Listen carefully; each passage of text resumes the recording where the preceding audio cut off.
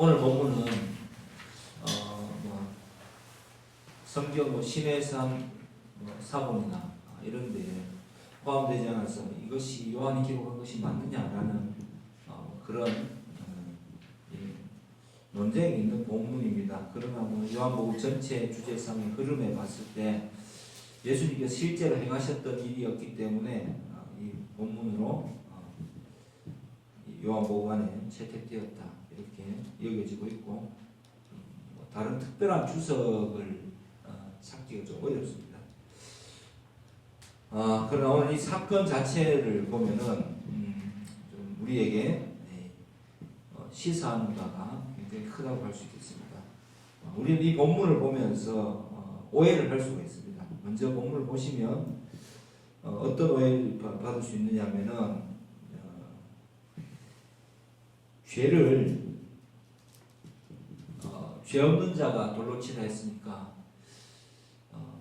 그러면 누구도 남의 죄에 대해서 말을 할 수 없다는 말인가? 본문이 남에게 흠을 잡을 수 없다는 말인가? 라는 식으로 설교될 수가 있고 오해를 불러 일으킬 수 있습니다. 실제적으로 이렇게 말씀하시는 분들이 있어요.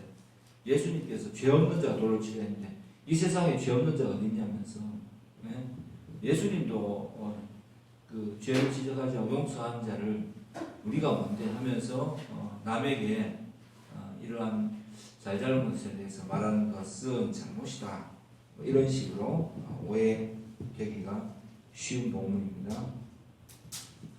그 다음에 또 어떤 게 있겠습니까?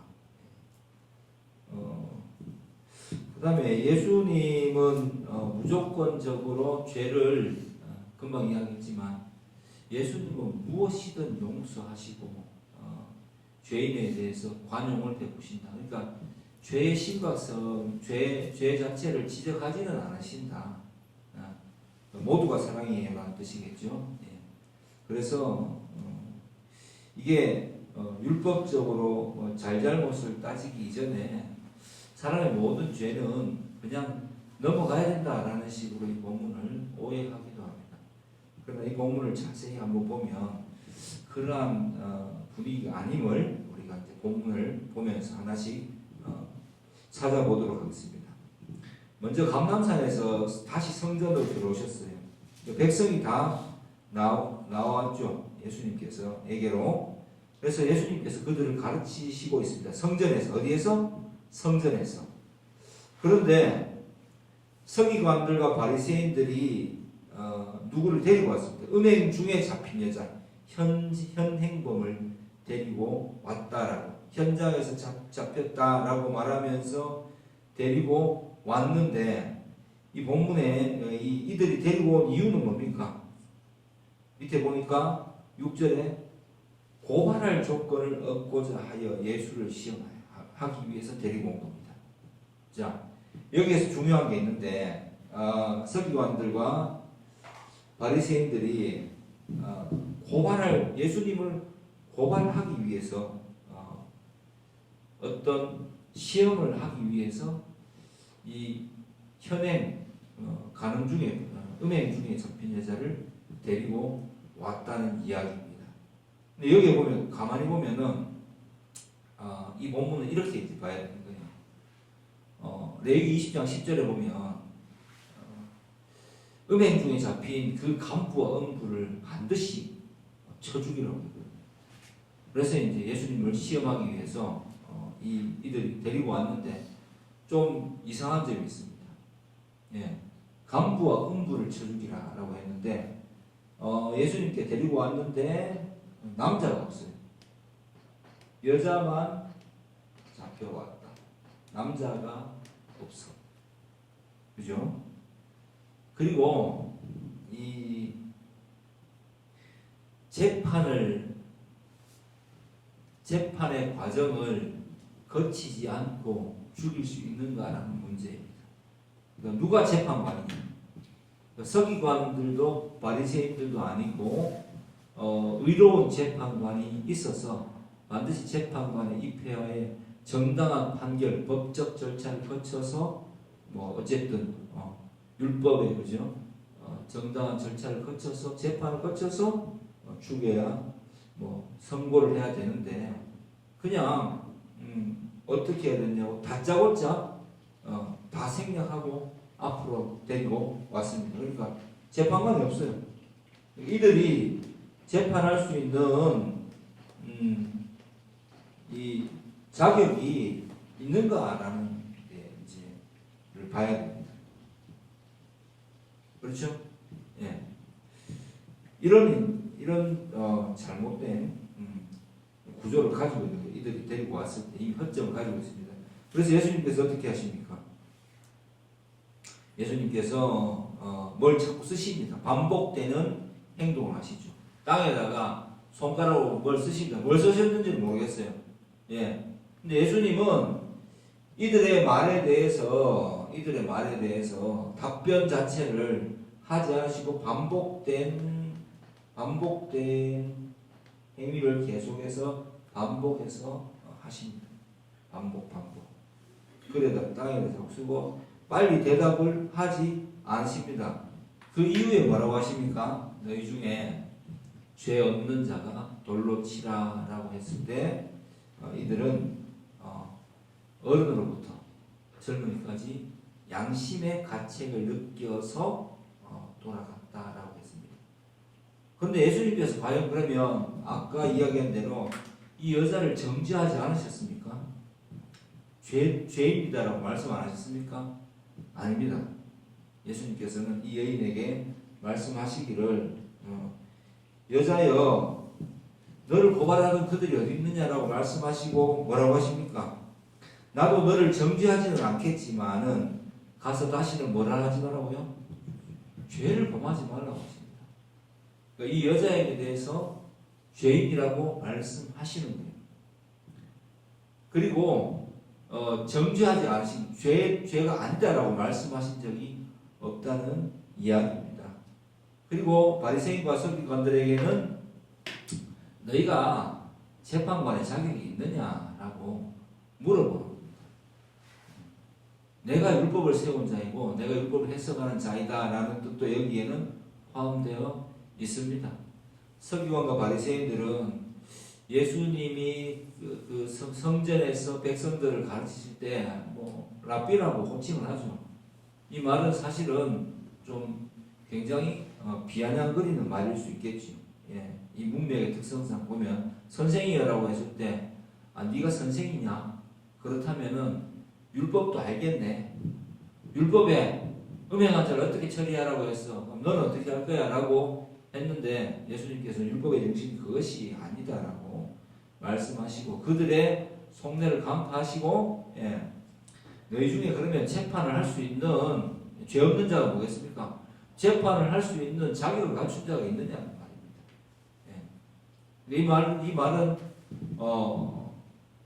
양심적으로 뭐 봤을 때 누가 뭐 어떻게 되고 뭐 나는 그 사람 뭐 누구든지 뭐 타인의 관점에 대해서 죄를 물을 수 없고 이런 말을 하는 게 아니겠죠. 너희같이 의로운 재판관 자격이 있어서 이 여자를 데리고 왔느냐라는 이야기입니다. 그리고 음부는 있는데 간통한 남자는 없는데 이게 성립이 되느냐라는 그들의 자격에 대해서 질문을 하고 있는 것이죠. 지적하고 있는 것입니다. 그래서 그들은 계속해서 말을 맞이 않는 데죠. 계속 어떻게 해야 됩니까? 어떻게 해야 됩니까? 이렇게 물어보는 거예요. 어떻게 해야 됩니까? 어떻게 해야 됩니까? 이 여자 어떻게 할까요? 계속 물어보니까 예수님께서는 거기에 대한 답변을 하지 않으시고 땅에다 계속 뭘 쓰시면서 반복적으로 쓰시다가 하도 물어보니까 이제 그 중에 일어서서 가지고 너희 중에 죄 없는 자가 돌로 치라. 먼저 어떻게 합니까? 돌로 치라 하시고 이렇게 말씀하심으로써 그 여자를 그 자리에서 건져 주시고 그리고 다시는 죄를 짓지 말라고 하시면서 돌려 보내십니다. 이 여자는 실질적으로 죄인이었습니다. 음행을 저지르다 현장에서 붙잡혀온 죄인이었습니다. 그러나 예수님을 만났을 때 그의 죄가 감추어진 것이 아니라 정죄가 어떤 유보된 상태다라고 봐야 되겠죠. 사람들이 예수님을 만나면 그 죄가 감추어지고 모든 것이 뭉개지고 뭐 아무것도 아닌 것이 되는 게 아니라는 이야기입니다. 가장 큰 죄인들은 예수님을 만났을 때 그 죄가 드러나게 됩니다. 하지만 이 본문에서 말하는 것은 예수님을 만났을 때 예수님께서 그 여자의 죄를 용서하셨다라가 아니라 그 죄까지도 담당하시기 위해서 이 여자에게 그 정죄의 자리에서 벗어나게 해주신 것입니다. 그러니까 정죄당한 판결을 유보하신 거죠. 언제까지? 십자가를 지시기 전까지. 그리고 이 여인의 죄를 이 연약하고 답답한 이 여인의 죄를 직접 그 죄를 담당하시기 위해 십자가를 지시기로 작정하셨고, 그리고 그 여인에게 말씀하십니다. 은혜를 베풀며 동시에 뭐라고 하십니까?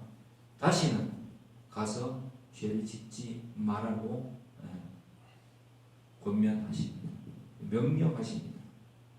예수님을 만나면 이렇게 율법은 의가 이루어지고 율법의 의는 이루어지고 동시에 은혜를 받게 됩니다. 이 여자가 받은 은혜는 무엇입니까? 이 여자가 받은 은혜는 그 죄를 용서받음과 동시에 자기가 죄인임을 자각하게 되는 은혜를 받게 됩니다.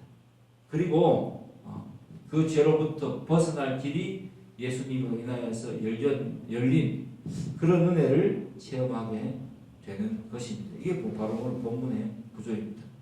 동시에 또 등장하는 서기관과 바리새인들이죠. 이들은 동시에 예수님을 만났는데 이들은 자기의에 가득 찬 사람입니다. 그래서 자기의에 가득 찬 사람이 예수님을 만났을 때 어떻게 됩니까?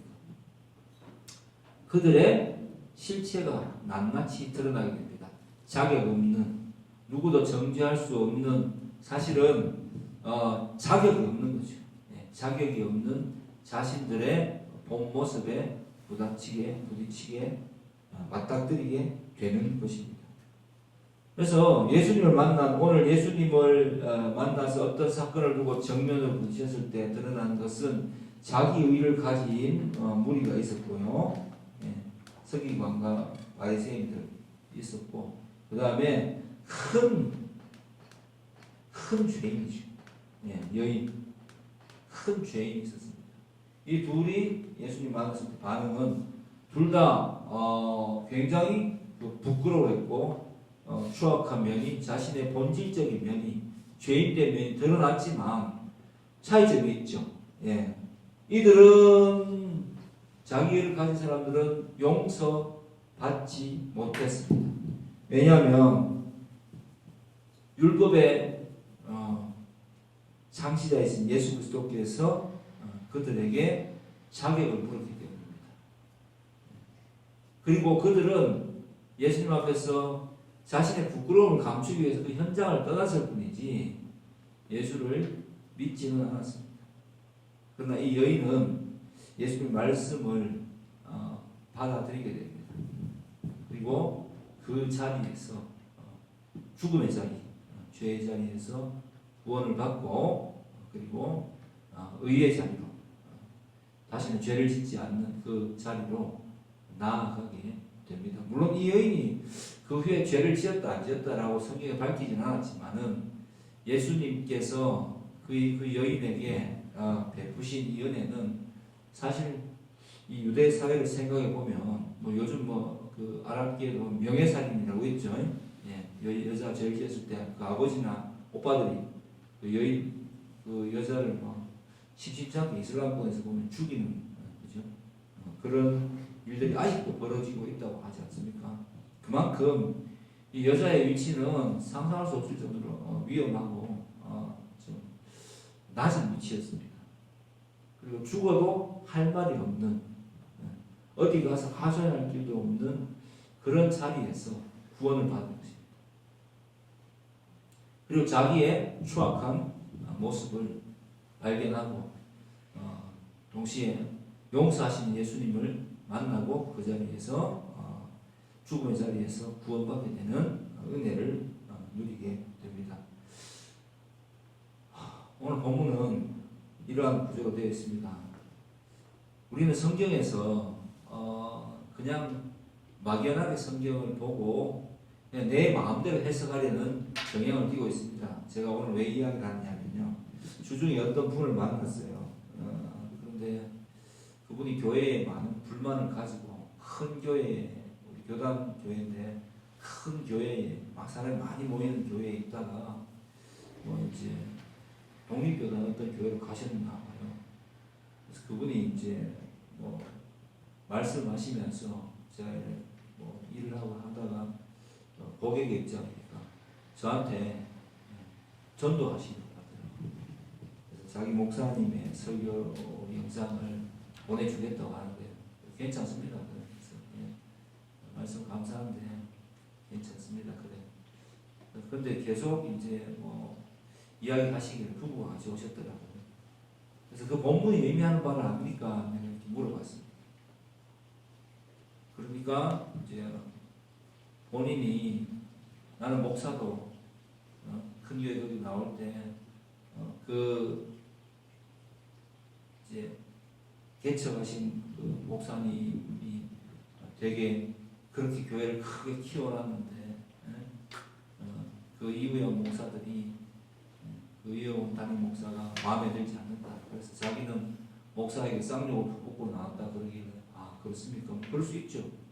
그랬는데 지금은 그래서 우리는 찾고 찾다가 뭐 이제 말씀이 제일 괜찮은 데를 찾아서 들어갔다 이렇게 이야기하길래 제가 그냥 그렇게 이야기했어요. 말씀이 괜찮고 안 괜찮고는 누가 결정하는 겁니까? 본인이 결정하시는 거잖아요. 근데 그러면 어쨌든 하나님 인도하시겠지만 그럼 그 본문의 의미를 알고 있습니까? 저한테 이야기하시는. 그러니까 이제 제 입장에서는 뭐 소위 말해서 그냥 말도 안 되는 이야기를 하는 거예요. 요즘 이야기하는 뭐 침묵기도라든가 관상기도라든가 이런 쪽에 대해서 뭐 자기 마음에 합당했던 모양이 그게. 그래서 제가 듣고 있다 그래요. 그러면 그 고객님 원죄가 뭔지 아세요? 이제 원죄 이야기가 나와서 원죄가 무엇입니까? 하니까 말을 제대로 못하는 거예요. 뭐 아담과 하와가 뭐 어떻게 아니 그래 알겠는데 그 원죄가 의미하는 정확한 내용을 아시냐고요. 그러니까 계속 이제 반복적으로 두 부부가 헤매고 계시길래 제가 알려드렸어요. 원죄는 옳고 그름의 기준을 내가 세운 창세기 분명히 나와 있죠. 아담과 하와가 그렇게 되고 싶어서 선과 악을 아는 일에 하나님처럼 되고 싶어서 선악과를 따먹은 것 그게 바로 원죄의 내용입니다. 이분들이 그래서 세세하게 풀어주니까 맞기는 맞는 것 같은데 무슨 말입니까? 인정할 수 없단 말이죠. 맞기는 맞는 것 같은데 그게 그러면은 예수 믿는 사람이 그 죄를 용서받으면 완전해지는 거 아니냐 그러길래 그런 성화에 대한 이야기인데요. 로마서 10장에 보면 이런 이야기가 있습니다. 또 이제 이야기를 해주니까 그러니까 안 받아들이기로 작정하신 분들 있죠. 예. 그러니까 본인이 제가 나중에 이제 본인이 신앙을 한 것도 아니고 말씀에 어떤 뭐 하는 걸 공부한 것도 아니고 하시길 제가 안타까워서 그냥 요즘은 막 믿고 이런 거보다는 뭐 싸워서 이게 되는 게 아니에요. 그냥 보고 너무 안타까워서 선생님 그러면 요즘 유튜브나 이런 데 봐도 제가 하는 이야기가 제 이야기가 아니라 전통적으로 개혁주의에서 고백해온 개혁주의 전통신앙에서 고백해온 신앙의 내용들입니다. 그래서 그러면 기독교 강요나 이런 뭐 좋은 강의들이 많이 있으니까 무료 강의들이 있으니까 그걸 한번 들어보시지 않겠습니까? 네? 적어도 성경이 무엇을 말하는가에 대해서는 알고 믿으셔야 되지 않겠느냐고 이야기하니까 끝까지 이제 좀 이렇게 왜 이기려고 하는 분들 있잖아요. 그래서 또 꼬투리 잡고 또 뭐 로마서가 그게 그 내용이 맞냐면서 성령을 받으면 어쩌고저쩌고 하여튼 뭐 문맥 없는 말씀을 계속 하시길래 제가 그래 이제 사람이 그 사람의 상태는 우리가 예수를 믿기 전에는 죄밖에 없는 상태고 예수님을 믿게 되었을 때는 죄도 있는데 예수님으로 인해서 신분적으로 의롭게 되어서 성령이 들어오신 의롭게 되어서 죄의 법과 의의 법을 동시에 발견하는 상태, 그 두 세계를 보는 상태를 의인이라고 합니다. 그래서 우리는 죄로부터 자유할 수 없기 때문에 자유함을 받았지만은 여전히 죄의 영향력을 느끼면서 살아야 되기 때문에 그걸 내 힘으로 이길 수가 없어서 날마다 성령의 충만함, 즉 말씀적인 가치관을 바르게 가지고 하나님께 기도하면서 살아야 됩니다. 그래서 데살로니가전서에 보면은 항상 기뻐하라, 쉬지 말고 기도하라, 범사에 감사하라고 이는 그리스도 예수 안에서 너희를 향한 그 하나님 뜻이다라고 말씀했고 그래서 성령을 소멸치 말고라는 말씀이 붙습니다. 이렇게 이야기를 하니까 뭐 말씀하시려고 하길래 다음에 하시죠. 다음 분도 오셨고 다음에 하시죠. 그리고 좀 내가 성경을 모르면서 개신교도라고 하는 것이 얼마나 어리석은 일인지 한 번 정도는 생각해 보셔야 될 것 같아요.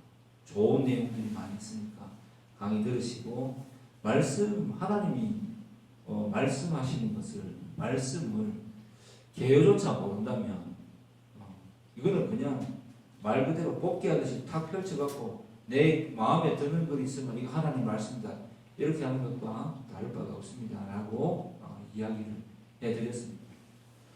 물론 뭐 할 말이 없어서 가셨는데 예수님을 만나면 그런 모습들이 없어지겠죠. 성령이 오신다는 것은 성령이 우리에게 오면 예수님을 만나면 어떻게 바뀌냐면요. 자신이 진짜 무지하고 어리석다라는 것을 발견하게 됩니다.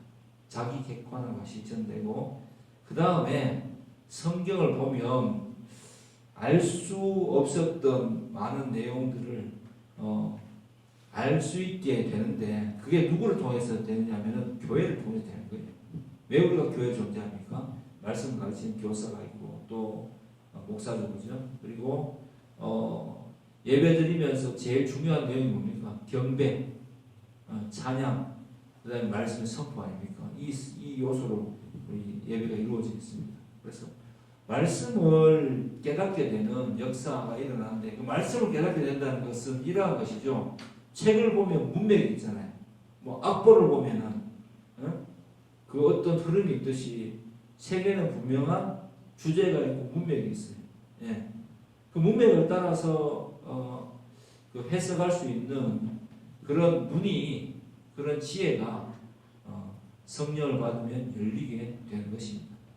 그래서 성경을 볼 때 우리가 함께 목사도 동시에 앉아 계신 우리 청중 회중들도 똑같이 성경을 볼 수가 있는 것입니다.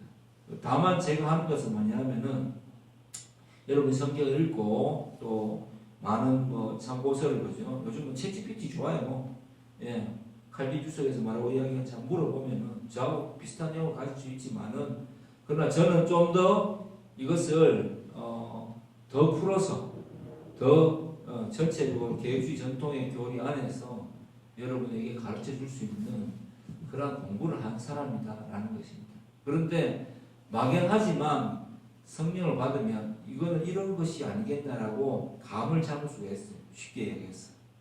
예. 성령을 받지 못하면 어떻다고요? 감조차 잡지 못하는 거예요.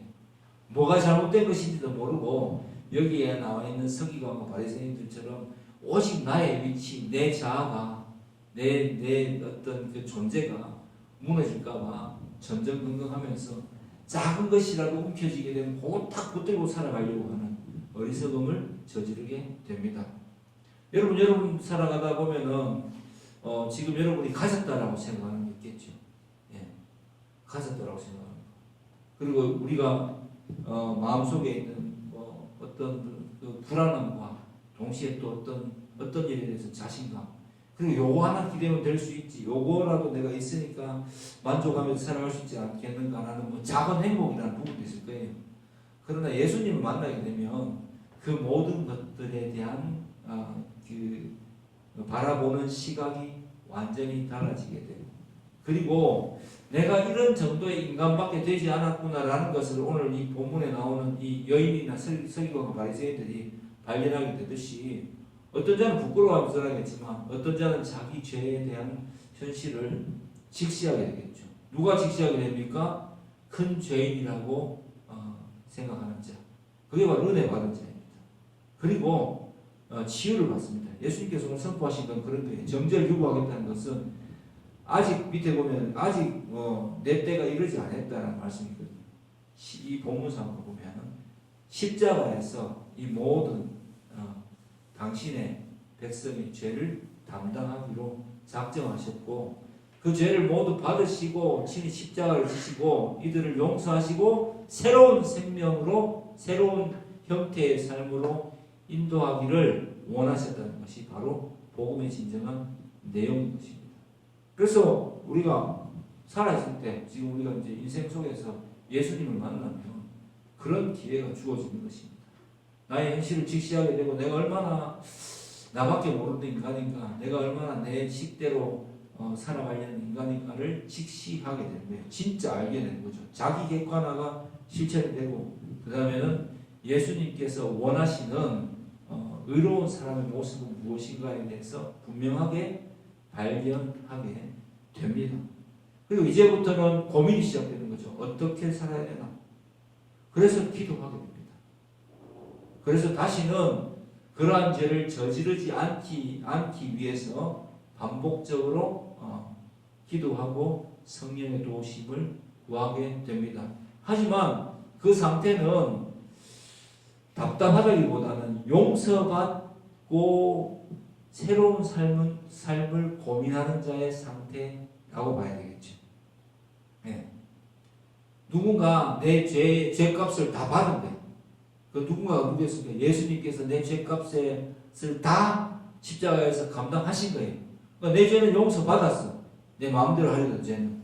그 다음에 이 현실, 이 과거를 돌아보니까 너무 끔찍하고 너무 기가 막힌 내 모습들을 동시에 또 발견하는 거예요. 그러면서 앞으로의 희망을 보게 되는데 도대체 가능할 수 없는 거예요. 도대체 이걸 어떻게 해야 되나? 나는 행복한 고민에 부딪히게 되겠죠.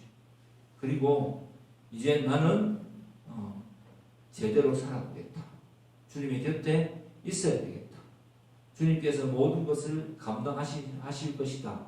그리고 나는 말씀대로 살아갈 것이다.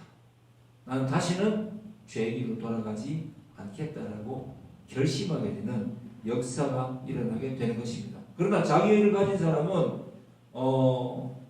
그 자리에서 예수님이 그 마음 가운데 죄를 지적하고 자신의 본 모습을 발견하게 되면은 그것에 대해서 예수님의 선택, 하나님의 선택을 받지 못한 자는 강하게 반발하고 부끄러워하면서 그 모습을 느끼지 않으려고 예수님을 거절하게 되는 것입니다.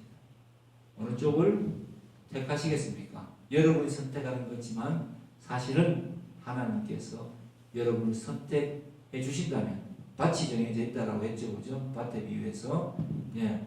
옥토라고 여러분들이 만약에 옥토로 결정이 되었다면 말씀을 듣고 서기관과 바리새인의 자리에 서기보다는 이 여인의 자리에 서서 주님 나를 불쌍히 여기소서 하면서 자기의 죄를 발견하고 예수님을 더욱더 깊게 의지하는 그러한 상태로 변화되게 될 것입니다.